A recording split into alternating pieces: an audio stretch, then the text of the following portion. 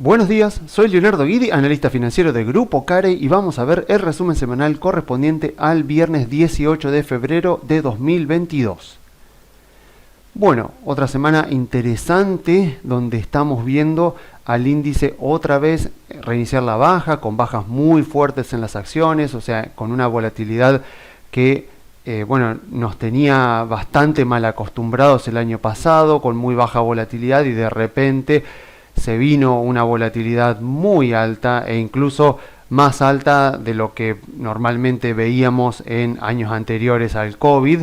Y bueno, obviamente que nos agarra de sorpresa y afecta, por supuesto, las emociones de los inversores, sobre todo, por supuesto, aquellos que tienen menos conocimiento y menos experiencia en el mercado. Pero bueno, vemos acá que está el Standard & Poor's está nuevamente llegando a lo que era el 10% de baja. Así que bueno, vamos a ver qué pasa. Acá los analistas técnicos pueden decir que es probable que el Standard & Poor's haga un doble piso. Obviamente que si llegamos a ver al índice recuperarse a partir de este punto, bueno, ya va a ser bastante probable de que esta corrección finalmente ha llegado a su fin, como ya lo veíamos en un par de informes anteriores cuando veíamos las características de las correcciones del mercado. Por ahora, por supuesto, se viene cumpliendo que esta corrección de mercado inició, como podemos verlo bien, de manera muy diferente a como inician los mercados bajistas, porque los mercados bajistas comienzan con movimientos muy suaves, que son justamente los más traicioneros de todo, porque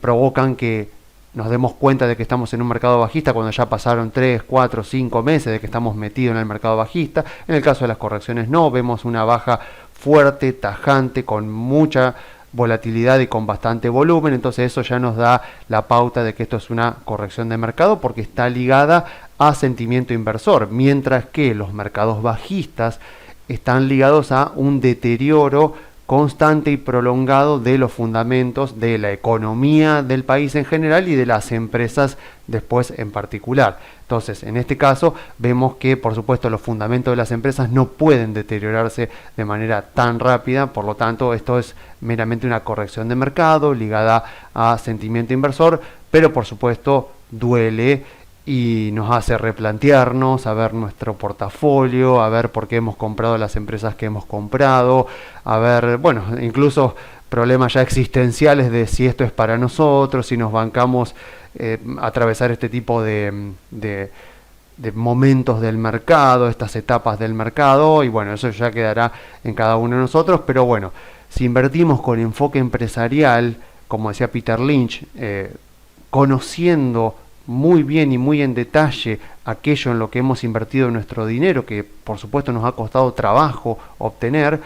si hacemos eso, bueno, a la larga nos va a ir bien, porque en estos momentos donde la gente se desespera, la gente que compra porque opera movimientos en lugar de operar empresas, entonces lo vende porque por supuesto el movimiento cambió y eso provoca un efecto manada, bueno, todos los sesgos psicológicos que conocemos y que podemos estudiar que confluyen en este tipo de movimientos cuando la gente se pone muy emocional y empieza a actuar con sentimiento de manada. Bueno, si nosotros sabemos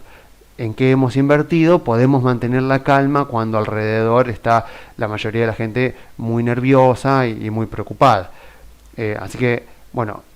la verdad que este es un informe en el que no siento que pueda decir algo demasiado diferente de lo que he venido diciendo, o sea, porque otra de las causas de las correcciones, otra de las características de las correcciones de mercado, además de esta baja tan fuerte y en tan poco tiempo con tanta volatilidad, es justamente que las causas que han provocado la corrección de mercado no tienen la capacidad suficiente, el poder de daño suficiente como para lastimar a la economía de Estados Unidos en este caso y a las empresas cotizantes en Wall Street, como para que yo realmente pueda creer que hay un deterioro en la economía de Estados Unidos y en los fundamentos de las empresas, como para creer que esto va a ser algo duradero. Y bueno, ya hemos repasado las causas, ahora las vamos a volver a repasar, pero la tercera característica de las correcciones de mercado es que, bueno, suelen durar, digamos, de principio a fin, desde que inicia hasta el piso donde termina la baja. Eso históricamente ha durado entre 1 y 3 meses. Bueno, ya vamos para 2 meses, así que vamos a ver, si quieren ver justamente una corrección que fue como la más extrema de todas. Si nos vamos a el 2018, vamos a ver justamente eso, vamos a ver justamente una corrección de mercado en 2018 que fue del 20%, porque esa es justamente la cuarta característica de las correcciones de mercado, que justamente son entre un 10 y un 20%, porque ya más de 20% se considera mercado bajista. Como vemos acá, esta corrección que fue de un 20% duró entre octubre, noviembre y diciembre, y recién a finales de diciembre hizo el piso y salió. Este es por lo menos el caso yo más extremo que recuerde de corrección de mercado. Y la verdad que por supuesto mientras duró se la pasó muy mal, porque al principio bueno, fue una baja, pero después como vemos acá fue una lateralización donde bueno, no nos quedaba claro si efectivamente esto ya había terminado o no, y de golpe con la suba de la tasa de interés del 16, creo que fue el 14 o el 17 de diciembre, ahí obviamente lo que pasó fue que se termina de derrumbar ahí el mercado. Obviamente que también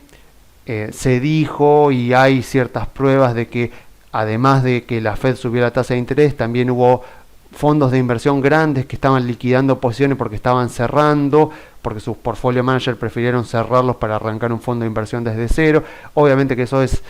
no sé, que digamos casi imposible de chequear, pero bueno, está el rumor de que los que provocaron esta última baja tan fuerte fueron justamente fondos de inversión que estaban liquidando posiciones, pero bueno, quedará como hipótesis, porque la verdad que es muy difícil de comprobar eso. Ahora bien, ¿qué es lo que me gusta dejar en claro de esto? De que a pesar de que esta corrección llegó a ser casi del 20% y que duró 3 meses, o sea que es como el mayor extremo al que se ha llegado con correcciones de mercado, por lo menos durante los últimos 10 años, lo que termina pasando es que, bueno, eventualmente la corrección termina y como vemos el mercado alcista continúa su curso. Y de hecho 2019, después de lo que fue esta tan fuerte y tan extrema corrección, 2019 fue uno de los años más alcistas en la historia de Wall Street, porque el Standard & Poor's subió 31,5%. Entonces, cada vez que nos sintamos tan nerviosos por este tipo de movimientos, que vuelvo a repetir, acostumbrémonos porque son absolutamente normales en los mercados, bueno, hagamos un poco de zoom, digamos, saquémosle un poco de zoom al gráfico, veamos de dónde venimos. Y si somos conscientes de aquellos en los que hemos comprado, si sabemos bien en qué tipo de empresas compramos, por qué razón compramos, cuáles son sus ventajas competitivas, a qué precios hemos comprado, a qué evaluaciones hemos comprado, cuáles son las perspectivas a futuro. Otra cosa fundamental, ¿quién dirige la empresa? O sea, ¿quién es la persona que está a cargo de la empresa? ¿Es una persona que contrataron hace poco y que viene de otra industria que nada que ver con la de la empresa? ¿O es una persona que está, o sea, que es el fundador de la empresa, o que a pesar de no ser el fundador, hace 20 años que está en la empresa?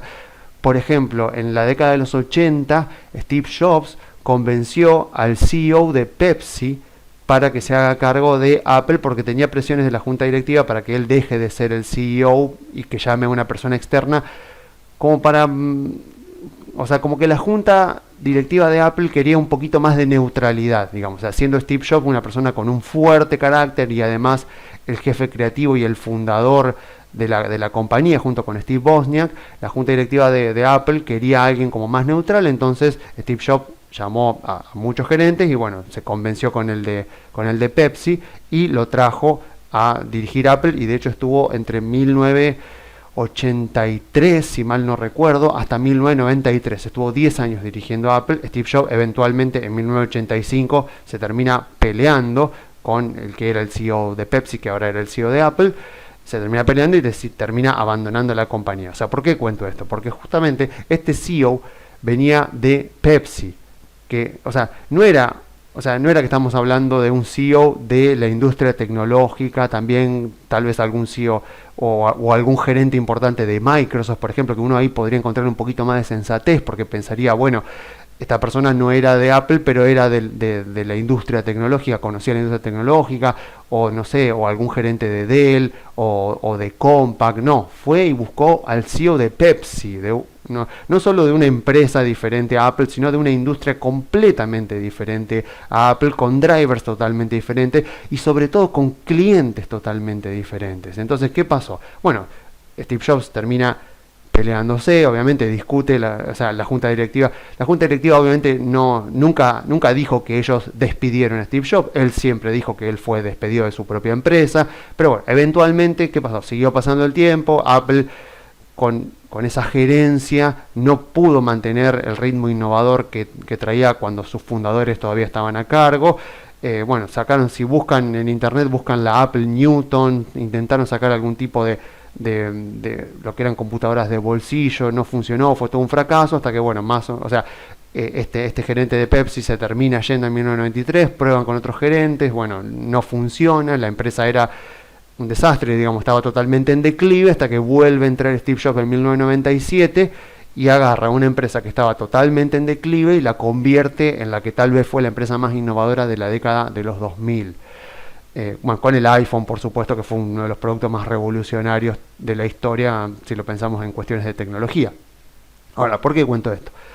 Porque es justamente lo que más tenemos que mirar en nuestras empresas. O sea, los gerentes son las personas más importantes de la empresa porque son las personas que pueden afectar rápida, profunda y directamente a los fundamentos de la compañía en la que estamos invirtiendo. Obviamente que la junta de accionistas es más importante que los gerentes, pero la junta de accionistas se reúne cada 3 meses, entonces no tienen ese contacto tan inmediato con la operatoria de la empresa, con los negocios, con los productos, los servicios que está desarrollando la empresa y los que está vendiendo la empresa. Entonces es muy importante eso. Si nuestra compañía, la compañía en la que estamos invertidos, por ejemplo Microsoft, tiene a Satya Nadella, que si bien no fue fundador de Microsoft cuando asumió el cargo de CEO en 2014, tenía más de 20 años de experiencia en la compañía. Bueno, eso nos da mucha tranquilidad, porque es una persona que no solo es competente en lo que hace, porque fue una persona que subió la escalera corporativa dentro de Microsoft y llegó a CEO, o sea que eso ya demuestra que es competente, sino que además tiene experiencia, no solo en la empresa, sino en la industria. Y bueno, los resultados están a la vista. Entonces, lo mismo pasa, por supuesto, con Facebook, lo mismo pasa, por supuesto, con Google, que también, o sea, a pesar de que su CEO no es uno de sus fundadores, es una persona de carrera, de trayectoria en la empresa y en la industria. Entonces, esas son las cosas que más tenemos que ver. O sea, si la empresa en la que estamos invertidos tiene una propuesta de valor que es, por supuesto, fuerte y que tiene características muy difíciles de copiar por parte de la competencia, que sirve a un mercado que está en expansión y que tiene barreras de entrada, que tiene ventajas competitivas que impiden que la competencia entre a poder quitarle cuota de mercado, y si la empresa tiene una posición sólida y si tiene márgenes de rentabilidad que están por encima del promedio de la industria, y si están manejadas por gerentes que consideramos competentes y alineados con los incentivos de los accionistas, por ejemplo, gerentes que tienen más del 5% de las acciones de la empresa, como puede ser el caso de Elon Musk, que tiene el 20% de las acciones de Tesla y no cobra sueldo, por ejemplo, a pesar de que Elon Musk no fundó Tesla, pero hoy por hoy tiene el 20% de las acciones y no cobra sueldo porque su patrimonio está directamente ligado a Tesla. Bueno, si tenemos todo ese cóctel, tenemos todo ese combo, toda esa sumatoria de factores, a pesar de estos momentos turbulentos de los mercados, que como vemos son 2 meses de mercado cuando hace un año que venimos en suba, si tenemos toda esa combinación y somos conscientes de todo eso con respecto a las empresas en las que estamos invertidos, bueno, la conclusión es mantener la calma, por supuesto, mantener la calma, actuar con racionalidad, actuar con sensatez. O sea, no tiene sentido dejarse llevar por la emocionalidad, vender porque todos venden y terminar vendiendo una buena inversión solamente porque el precio ha caído, como ya lo hemos comentado en varios de los otros informes. Entonces, luego de todo esto, vamos a hablar nuevamente un poquito sobre las causas de esta corrección. Obviamente, porque ya sabemos que las causas de esta corrección del mercado son, por un lado, que la Fed va a subir las tasas de interés en marzo, entonces el mercado ya se está adelantando a eso, y por el otro, el conflicto de Rusia con la OTAN por los intereses que Putin tiene con Ucrania. A ver, esta semana han habido buenos avances en ese aspecto. O sea, Rusia anunció ya que está retirando tropas de la frontera con Ucrania, lo cual es muy bueno. Y, y bueno, ya lo hemos dicho varias veces, o sea, Rusia tiene mucho más para perder que para ganar con todo este conflicto. O sea, las demandas de Rusia se resumen en una sola, y es básicamente que no quiere que la OTAN siga incorporando como miembros a países en su frontera. Y la verdad es que mucho más no tiene, porque a ver, si yo miro, por ejemplo, este mapa, yo miro este mapa con donde en azul están los países miembros de la OTAN, veo por supuesto que, claro, Putin, o sea, lo que enoja a Putin es que tiene países miembros de la OTAN, como pueden ser Estonia y Letonia, que hacen frontera con Rusia. Entonces, obviamente, o sea, por el estatuto de la OTAN, hay colaboración entre los países. Si cualquiera de los países de la OTAN es invadido por un país no miembro, todo el resto de los países deben ayudarlo con todos los recursos que puedan. Entonces, claro, si la OTAN incorporaba a Ucrania como miembro, entonces si Rusia llega a invadir Ucrania, todo el resto de los países de la OTAN tienen que responder. Si Ucrania no es miembro de la OTAN y Rusia invade, la OTAN podría llegar a ayudar a las tropas de Ucrania, pero no necesariamente tiene que intervenir, por ejemplo, Estados Unidos enviando tropas directamente. Si Rusia invadiera Estonia, por ejemplo, que es un país miembro de la OTAN, entonces ahí sí ya Estados Unidos, el Reino Unido, los países que tengan mejor capacidad armamentística deberían ya intervenir, pero no solo ayudando a Estonia, sino interviniendo ellos directamente. Entonces, ¿qué es lo que quiere Rusia? Básicamente, que la OTAN no incorpore a Ucrania como miembro, porque ahí ya sería el ingreso de un país donde Rusia tiene muchos intereses, no solo energéticos, sino también podríamos decir que tiene intereses históricos, porque, bueno, a ver, Rusia, por supuesto, Putin podría alegar este conflicto con Ucrania, en realidad con Estados Unidos, con la OTAN, alegando que justamente Ucrania representa las raíces de Rusia, lo cual es verdad, porque si uno se retrotrae a la historia de Rusia, el origen del pueblo rus, que de ahí justamente viene el nombre de Rusia, el origen del pueblo rus está en Kiev, que es justamente la capital de Ucrania. Entonces podríamos decir, e históricamente es así, de que el pueblo ruso, que eran las antiguas tribus nómadas que se denominaban Rus, tuvieron su primera capital, la primera capital de ese pueblo que luego se transformó en un imperio, en lo que es la actual Kiev. Entonces, efectivamente, el origen del pueblo ruso está en Ucrania. Entonces Putin podría alegar algunas razones históricas para tener intereses en Ucrania, pero en realidad lo único que le interesa a Putin, que ya lo ha manifestado, es eso, es que la OTAN deje de incorporar como miembros a países que hacen frontera con Rusia. Y bueno, la OTAN ya dijo que no tiene planeado en absoluto incorporar a Ucrania como miembro, entonces Rusia ya ha retirado las tropas. Bielorrusia no es ningún problema porque Lukashenko, que es el presidente, aunque podríamos ya decir dictador de Bielorrusia, está totalmente aliado con Putin. Y justamente Rusia también sabe de que si llega a invadir efectivamente Ucrania y la OTAN responde de alguna manera, eso podría generar tal animosidad con respecto a Rusia que países que no son miembros, como vemos acá arriba, Suecia y Finlandia, podrían incorporarse a la OTAN. Y ahí Rusia sí tiene más preocupación porque se estaría incorporando, por ejemplo, Finlandia, que es un país limítrofe con Rusia, y eso no le va a hacer ninguna gracia.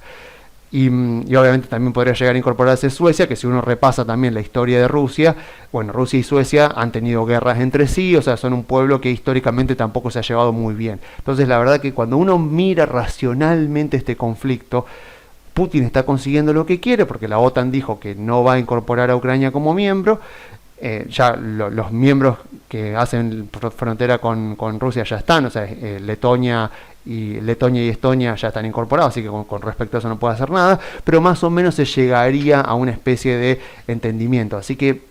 esto, digamos que tiene ya la apariencia de ir calmándose, aunque vuelvo a decir lo mismo que decía en informes anteriores, en el caso de que Rusia entre a Ucrania, que invada con tropas armadas a Ucrania, eso tampoco sería razón para temer por un mercado bajista en Estados Unidos. O sea, Ucrania es el país más pobre de toda Europa y es un país que por supuesto tiene sus recursos naturales y todo, pero de ninguna manera es un país totalmente significativo para la economía mundial. Obviamente que las guerras son una tragedia humanitaria y nadie quiere una guerra, pero los mercados, los mercados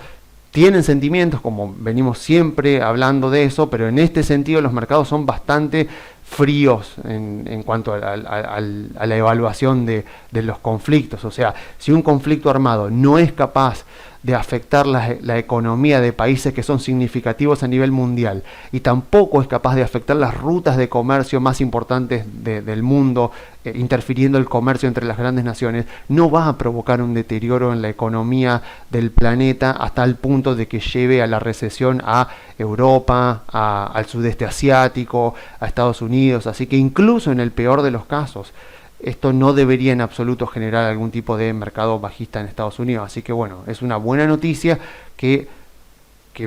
ya estemos viendo que se está calmando la tensión en la zona de Ucrania, pero aún así volvemos a repetir que en el caso de que veamos el peor escenario posible, que sería una invasión de Rusia a Ucrania,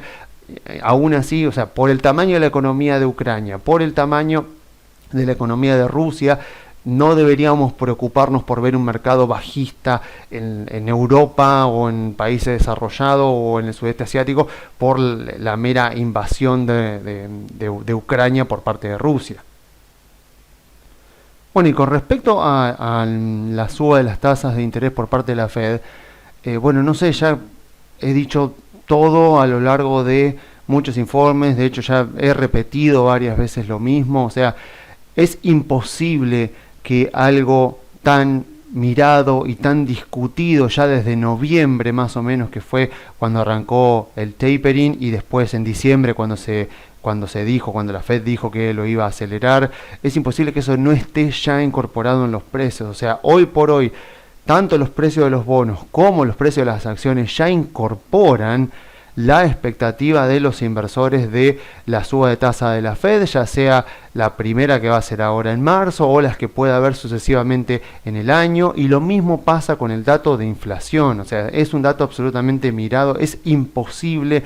si somos racionales, que eso no esté ya incorporado en las expectativas de los inversores, en los precios que justamente miran a futuro e incorporan todas las expectativas de los inversores. De hecho, nuevamente, si miramos la curva de tasas, yo tengo, bueno, Guru Focus me muestra la curva de tasas con un día de retardo, así que esto es lo que yo estoy viendo, es lo de ayer. Hoy la tasa a 10 años está por debajo del 2%, está en 1,92 más o menos, está cerrando hoy. Pero bueno, lo que importa acá es la forma de la curva, una forma totalmente saludable que presagia crecimiento económico, no presagia ningún tipo de recesión, pero por supuesto que ya empieza a preocupar un poquito porque se está empezando a aplanar. Y si tenemos en cuenta que a partir de marzo esta parte corta de la curva va a estar, como mínimo va a estar acá, y a lo largo del año la idea de la Fed es seguir subiendo esta parte corta de la curva, bueno, lo que vemos es eso, vemos un aplanamiento de la curva, y eso es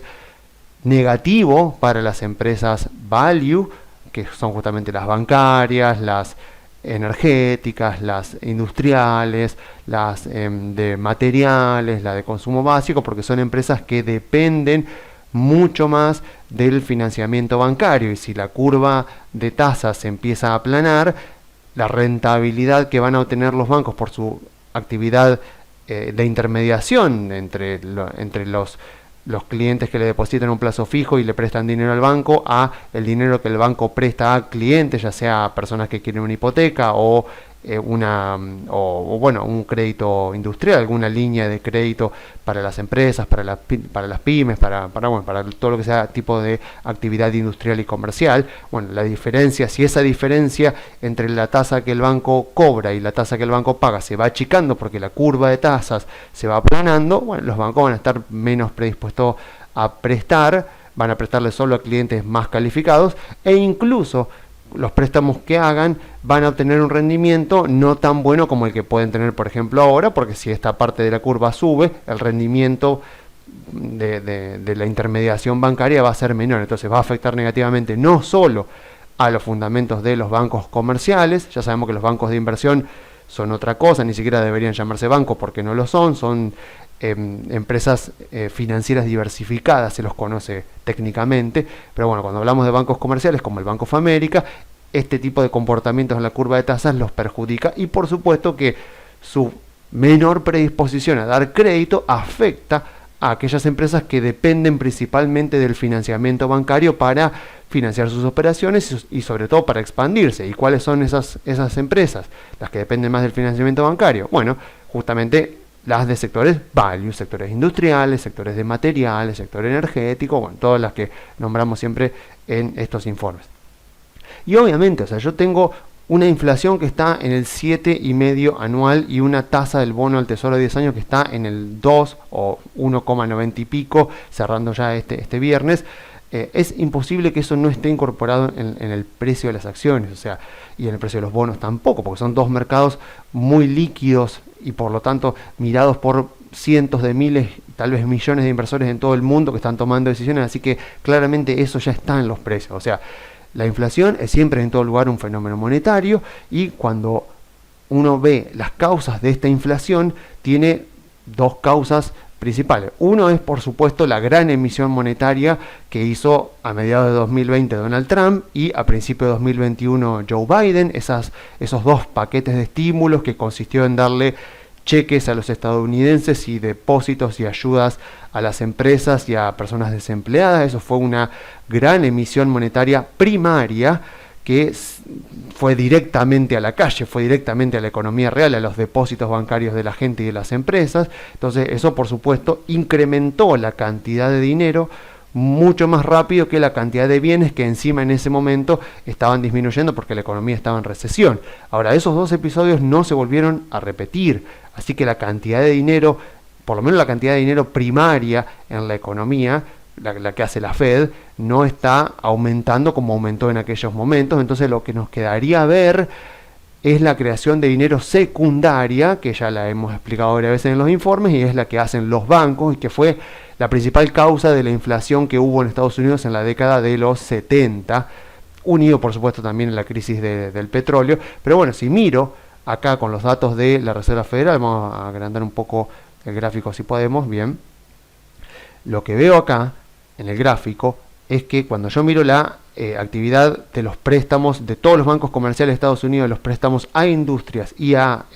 comercio, a empresas comerciales, medida en miles de millones de dólares, lo que veo es que actualmente, por lo menos estos con datos de enero de 2022, estamos a niveles más o menos similares al pre-COVID. O sea, vemos cómo sube mucho esto, bueno, por estos paquetes de estímulo que ya decíamos de Trump y de Biden al principio de la pandemia, y después baja y vemos ya como otra vez la creación secundaria de dinero que hacen los bancos a través de los préstamos que dan está otra vez casi ya a niveles prepandemia. Entonces, lo que esto debería darnos la idea es de que la creación secundaria de dinero no está desaforada, no está creciendo de una manera muy acelerada que podría espiralizar la inflación, y la creación primaria de dinero tampoco. Así que, bueno, como ya hemos dicho, o sea, hasta abril posiblemente veamos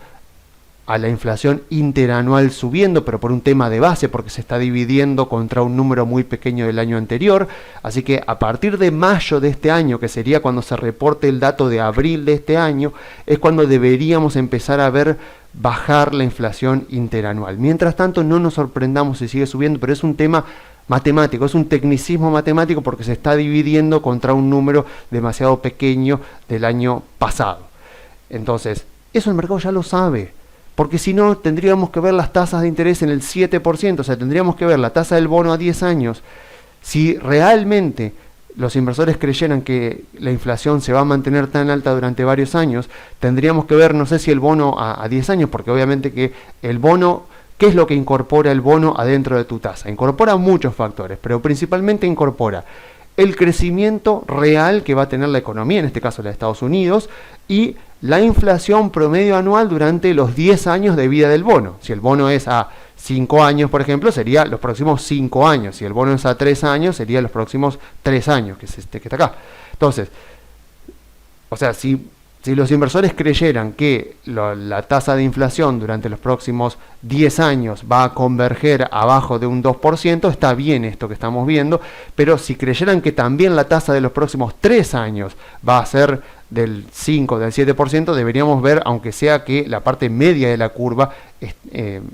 aumentara. Tendríamos que ver una curva jorobada, que no es una curva normal de ver, pero que se ha dado en algunas ocasiones en la historia. Hay casos de países que han tenido una curva donde de repente sube mucho en la parte media y baja en la parte larga.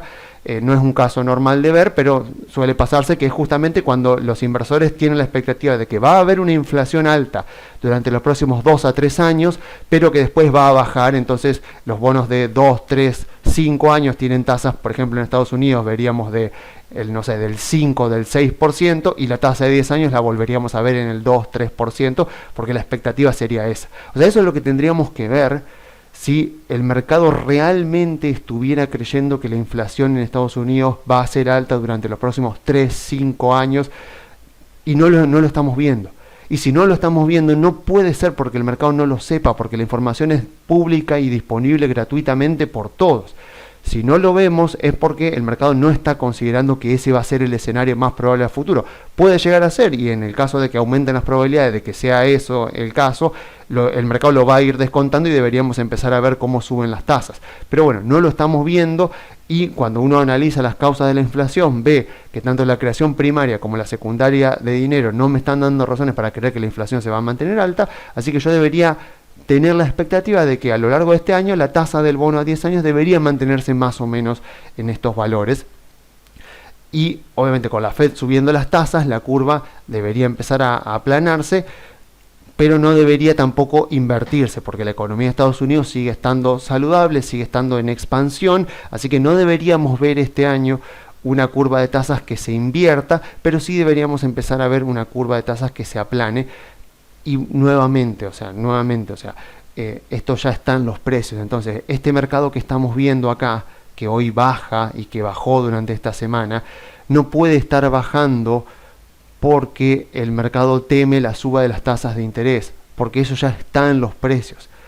La principal causa que yo le veo a esta baja en los mercados sigue siendo el sentimiento inversor, sigue siendo el efecto manada, siguen siendo todos los sesgos cognitivos que podemos estudiar en finanzas del comportamiento, el sesgo de confirmación, bueno, todos los sesgos que se pueden ocurrir que afectan a los mercados. Eso es lo que estamos viendo principalmente acá. Entonces, porque no estamos viendo un deterioro de la economía de Estados Unidos, no estamos viendo un deterioro de las empresas, un deterioro en general de las empresas de todos los sectores, no estamos viendo una tasa de interés en los bonos que me obliga a descontar los flujos futuros a una alta tasa de interés y por lo tanto me tira para abajo el valor de las acciones. Entonces, si racionalmente no encuentro razones para creer que esta es la gestación, que este es el inicio de un mercado bajista, y analizo tanto el conflicto de Rusia con la OTAN, analizo la curva de tasas, la suba de la tasa de interés que la Fed va a hacer a lo largo de este año, y no encuentro razones para justificar que esto va a llevar a Estados Unidos a una recesión, tengo que concluir que lo que estoy viendo acá es principalmente, como diría Warren Buffett, al señor mercado volviéndose loco, actuando por emocionalidad, vendiendo a precios de descuento empresas que valen mucho más de lo que los precios reflejan, y que si yo soy sensato, si soy una persona racional, podría aprovecharme de eso y obtener un rendimiento que le gane al índice durante los próximos meses e incluso durante los próximos años. Pero por supuesto, para eso tengo que, digamos, tener la mente fría, tengo que tener templanza y tengo que, por supuesto, conocer muy bien aquello en lo que invierto para mantenerme tranquilo en un contexto donde la volatilidad diaria hace que muchas personas se pongan nerviosas. Así que bueno, eso con respecto a Estados Unidos. Hace mucho que no hablo de Argentina porque sinceramente no tengo nada muy nuevo para decir. Podemos mirar un poco el Merval en dólares, que se ha recuperado bastante, aunque lo vemos bastante lateral también desde hace varios meses, y obviamente con justas razones, porque la verdad es que estamos ahí en el medio de un acuerdo con el FMI. Acá, por supuesto, cambia todo el paradigma, cambia todo el marco teórico con el cual yo tengo que analizar el mercado, porque en Estados Unidos, por supuesto, el driver económico se subsume, digamos, está subordinado a el driver, el driver político está subordinado al driver económico. El driver económico en Estados Unidos es el más importante. En Europa podríamos decir que es un 50 y 50 porque la parte burocrática, la parte política en Europa es bastante fuerte, a diferencia de lo que pasa en Estados Unidos. Y en Argentina claramente el driver político es el más importante y la economía se subordina a lo que diga el driver político de Argentina. Por lo tanto, desgraciadamente pasa eso, los fundamentos de las empresas argentinas reaccionan más a la política que a la economía. Si yo miro empresas en el mercado de hoy, miro empresas como Ternium en Argentina, miro empresas como Mirgor, o sea, uno mira los balances de esas empresas, mira los activos de esas empresas y mira la capitalización de mercado de esas empresas. Uno no puede creer que valgan lo que valen, pero claro, valen eso por la incertidumbre que genera la política y por el poder que tiene la política, tanto el poder ejecutivo como el legislativo en Argentina, de afectar los fundamentos de las empresas, ya sean para bien o para mal. Vimos el caso para bien a partir de 2013 y vimos el caso para mal a partir de 2018 y todavía estamos en eso. Entonces, en este momento estamos en un contexto donde tenemos al gobierno negociando con el FMI y si algo ha caracterizado a los gobiernos peronistas es que obviamente son populistas, por lo tanto van a hablar y van a tener discursos bastante fuertes y bastante agresivos y confrontativos porque no le están hablando al FMI, le están hablando a sus propios votantes, a su propia gente, podríamos decir, pero a la hora de la verdad lo que la historia me demuestra es que siempre han terminado arreglando con el FMI. Incluso Néstor Kirchner le pagó, cuando nadie se lo pedía, o por lo menos el Fondo Monetario no le estaba exigiendo nada, le pagó al Fondo Monetario la deuda en 2005, una deuda que tenía una tasa de interés del 4%, para endeudarse con el BODEN 2015 al 7%. O sea, lógicamente que cuando uno hace las cuentas no dan por ningún lado, pero bueno, eso fue lo que pasó y fue un acto más político que económico financiero. Entonces, lo que tenemos que pensar ahora es que debería más o menos respetarse la historia de gobiernos peronistas que vamos a escuchar que van a hablar mucho, pero que a la larga deberían terminar cerrando un acuerdo con el FMI, más aún teniendo en cuenta que el FMI de ahora no es el mismo FMI de hace 20 años, o sea, ahora es mucho más heterodoxo, o sea, hoy dentro de la ortodoxia, o sea, sigue siendo bastante ortodoxo en cuanto a la economía, o sea, lo que el FMI, al ser prestamista de última instancia, el FMI le dice a los países, bueno, mira, yo te presto cuando nadie más te está prestando, por lo tanto, yo te presto, te voy a cobrar la tasa de interés más baja que hay en todo el mercado, una tasa que sería imposible que vos consigas voluntariamente en el mercado, pero a cambio yo te voy a mirar los números de tu economía porque mi objetivo es que justamente vos me pagues el dinero, me devuelvas el dinero. Entonces, a diferencia de los prestamistas voluntarios que te van a cobrar una tasa de interés y no te van a exigir ningún tipo de rendición de cuentas, lo único que te van a pedir es que pague los intereses y la amortización. Yo lo que sí te voy a hacer es te voy a prestar el dinero, te voy a pagar la tasa de interés más baja que existe, pero sí te voy a estar mirando las cuentas porque mi objetivo es que puedas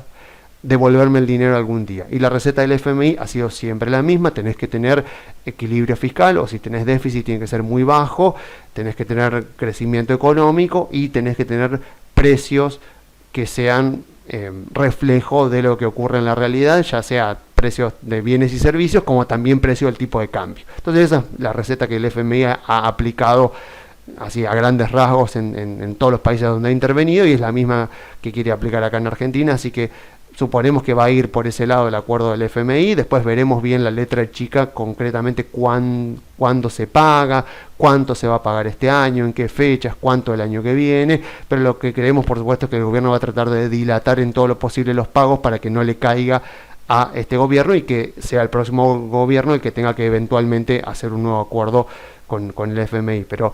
lo que deberíamos tener como escenario base es que, a pesar de todo lo que se diga, deberían terminar arreglando, porque siempre históricamente el peronismo ha terminado arreglando con el Fondo Monetario. Seguramente puede ser en la última semana, a último momento, con el discurso de que bueno, hicimos todo lo posible, nos hemos sentado, hemos doblegado al Fondo Monetario, cualquier tipo de discurso populista que se les pueda ocurrir. Bueno, puede ser que termine pasando eso y que eventualmente antes del 21 de marzo, que es el pago que tiene que hacer Argentina, deberían terminar arreglando a pesar de todo, y eso por supuesto repercutiría favorablemente en el riesgo país de los bonos, que ahora están rindiendo el AL30 un 29% en dólares, que es una tasa irrisoriamente alta para lo que son el resto de los bonos del mundo, y la baja del riesgo país por supuesto debería repercutir favorablemente en las acciones, pero obviamente no sabemos cuánto, pero bueno, debería ser así, porque un acuerdo con el FMI ya tranquilizaría justamente el riesgo país y eso ayudaría a mejorar los fundamentos de las empresas. No nos olvidemos que cuando nosotros evaluamos una empresa, lo que nosotros hacemos es proyectar el free cash flow de la empresa a futuro y eso lo descontamos a la tasa que representa el costo de capital de invertir en una empresa argentina. Esa tasa que representa el costo de capital tiene el costo del endeudamiento argentino, pero también el costo, el riesgo que tiene el equity argentino, las acciones argentinas, las empresas argentinas, y a eso se le agrega la prima de riesgo país. Entonces, si el riesgo país está en 2.000 puntos, que sería un 20%, yo tengo que descontar los flujos al costo de la deuda argentina, costo del equity argentino, más un 20% de riesgo país. Y ahí es muy difícil que se cree valor para los accionistas, porque supongamos que el resto de las tasas es un 10%. Vamos a suponer que entre el costo de la deuda y el costo del equity argentino es un 10%, y a eso le tengo que sumar un 20% de riesgo país, estoy teniendo un 30%. Lo cual quiere decir que para que una empresa argentina que yo estoy evaluando genere valor para los accionistas, tendría que estar, o sea, sus negocios tendrían que estar rindiendo más de un 30% anual en dólares, porque ya de por sí estoy descontando los flujos al 30%. Entonces, estamos hablando de que casi ninguna empresa podría cumplir esos requisitos. Entonces, si baja el riesgo país, eso repercute favorablemente en todas las empresas que cotizan en Argentina, porque eso es algo que afecta directamente a la evaluación de las empresas argentinas, porque afecta directamente al riesgo argentino. Y obviamente uno preguntaría, bueno, ¿conviene comprar ahora acciones argentinas o no? Bueno, si uno tiene en cuenta que el driver político es el driver más importante de Argentina, lo que tiene que considerar es eso, es si considera que el driver político, digamos el poder ejecutivo y el poder legislativo de Argentina serán dentro de un año o 2 años mejores de lo que son ahora, entonces sí tiene sentido empezar a comprar acciones argentinas para armar un portafolio, pero de la misma manera, teniendo en cuenta que justamente el driver político es el que más va a afectar a los fundamentos de las acciones argentinas y no tanto la operatoria de la empresa, desgraciadamente porque sucede así en Argentina, también tengo que saber que si yo invierto en acciones argentinas en este momento me estoy enfrentando a un portafolio de mucha volatilidad, al cual tengo que darle un horizonte temporal de mínimo 1 año y medio, 2 años, para ver qué pasa en las elecciones del año que viene, para que me dé frutos, y que además voy a estar invirtiendo en base a que yo considero que el driver político de Argentina va a mejorar. Y las decisiones políticas, como bien sabemos, son muy difíciles de descontar en los precios. El acuerdo con el FMI, por ejemplo, o sea, es una decisión política, o sea, depende de un grupo reducido de personas que están en el gobierno argentino, que son las encargadas de negociar con el FMI. O sea, esas personas manejan información que es muy difícil que se filtre, o que se filtre de manera muy anticipada. Entonces es muy difícil que eso quede incorporado anticipatoriamente en el precio de las acciones. Distinto es cuando se discute una ley en el Congreso, que eso sí se hace público, pero este tipo de cosas como el acuerdo del FMI es mucho más difícil que las acciones argentinas, los inversores argentinos lo puedan ir anticipando. Si yo me baso en la historia, tengo que creer que es buen momento para comprar acciones argentinas porque van a terminar arreglando con el FMI, pero siempre está la posibilidad de que terminen no arreglando y eso dispararía el riesgo país y me hundiría más las cotizaciones argentinas porque,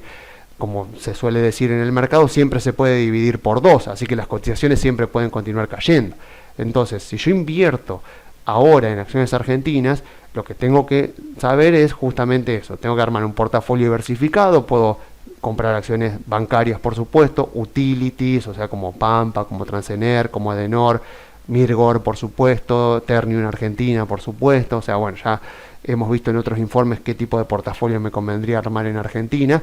Pero de la misma manera que armo el portafolio de Argentina, tengo que hacerlo sí o sí, si considero que el poder ejecutivo y el poder legislativo de Argentina van a ser mejores dentro de 2 años o 1 año y medio de lo que es ahora, o sea, más pro mercado, más abierto al mundo, más dispuesto a mejorar las cuentas públicas. Y de la misma manera que considero eso como mi escenario base, También, obviamente, soy consciente de que como esto depende de hechos políticos, es muy difícil de que vayan siendo descontados previamente en los precios, o sea que voy a estar enfrentando contextos de bastante volatilidad. Puede ser volatilidad alcista, volatilidad que me beneficia, pero también puede ser, por supuesto, volatilidad bajista, como la que hemos visto con todo lo que fue en enero, toda la previa donde el dólar blue, el dólar contado con liqui llegaron a 230 pesos porque se temía que no pudieran arreglar con el FMI, así que bueno, esas cosas pasaron y van a seguir pasando de diferente manera, pero con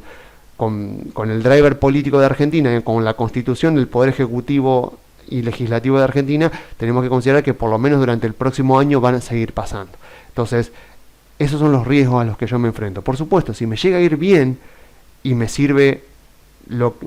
como parámetro lo que ocurrió entre 2013 y 2018, las acciones argentinas me pueden dar un 100, 200, 300% de ganancia en dólares e incluso más, porque eso fue lo que vimos en el Merval durante la década anterior. Pero claro, nada es gratis, o sea, voy a estar obteniendo ese rendimiento porque previamente estuve dispuesto a asumir todo el riesgo y toda la incertidumbre que conlleva invertir en acciones argentinas. Así que eso es lo que más tenemos que tener en cuenta cuando queremos armar un portafolio de acciones argentinas, sobre todo en este momento.